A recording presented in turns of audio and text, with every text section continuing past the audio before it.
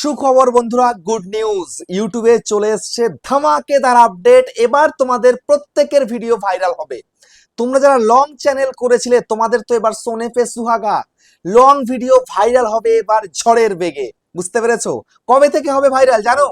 সেই ডেটটাও কিন্তু ইউটিউব জানিয়ে দিয়েছে আপডেটের মাধ্যমে। সেটা হচ্ছে 24শে আগস্ট 2026। মানে এই যে 24 তারিখ আসছে, আজকে হচ্ছে 18, 19, 20, 21, 22, 23, 24, আর মাত্র 7 দিন। এই 24 তারিখ থেকেই কিন্তু তোমাদের ভিডিও ভাইরাল হতে চলেছে।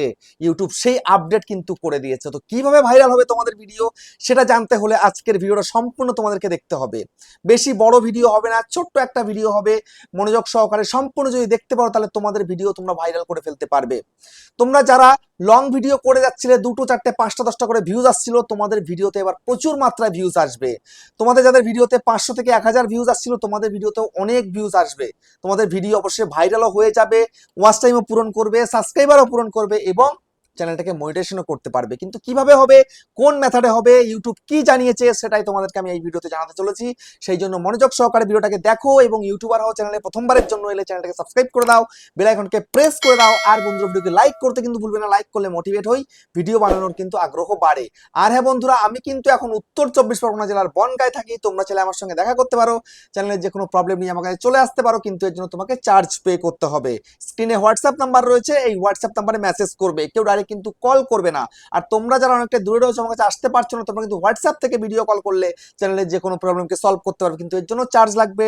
স্ক্রিনে হোয়াটসঅ্যাপ নাম্বার রয়েছে, এই হোয়াটসঅ্যাপ নাম্বারে মেসেজ করবে, কেউ ডাইরেক্ট কিন্তু কল করবে না। আর তোমরা যারা ভিডিও থেকে সলভ করতে পারবে, তোমরা কেউ মেসেজ করবে না, ঠিক আছে? আর তোমরা যারা ভিডিও থেকে সলভ করতে পারবে না প্রবলেমগুলো, তাহলে তোমরা কিন্তু মেসেজ করবে হোয়াটসঅ্যাপে। আর যে কোনো কাজ করে নিতে হলে কিন্তু চার্জ পে করতে হবে।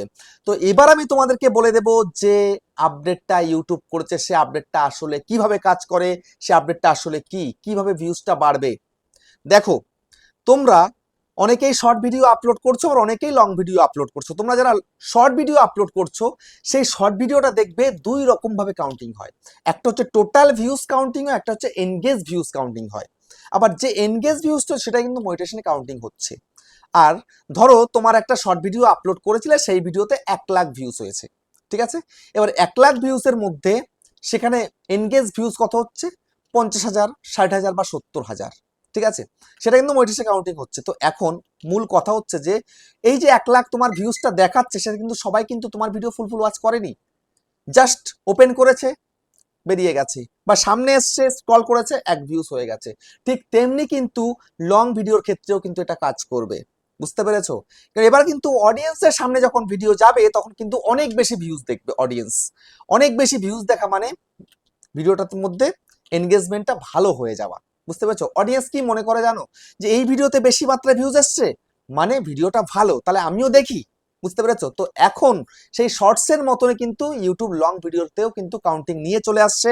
পুরোপুরি কিন্তু চেঞ্জ হয়ে যাচ্ছে ভিউজ কাউন্টিং এর সিস্টেমটা। বুঝতে পেরেছো?